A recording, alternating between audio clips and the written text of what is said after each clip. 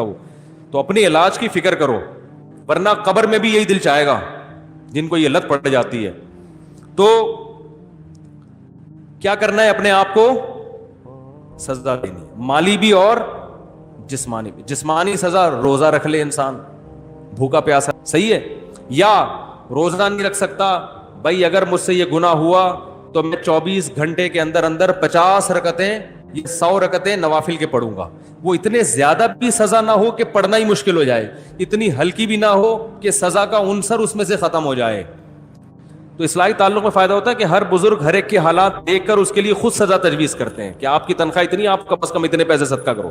اب آپ نے اگر کہا کہ 5 روپے صدقہ کروں گا اگر مجھ سے گناہ ہوا, تو آپ کہو گے دیکھتے رہو شام کو 100 روپے دے دوں گا, کیا جا رہا ہے 100 روپے میں.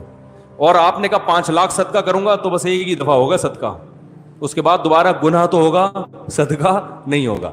تو وہ اپنے حالات دیکھ کر, نہ اتنا تگڑا جرمانہ ہو, بھائی لائف جا رہا ہے بیان, کتنے لوگ ہیں, چلو اچھی بات ہے, کام کی بات ہے نا, لوگوں سنیں.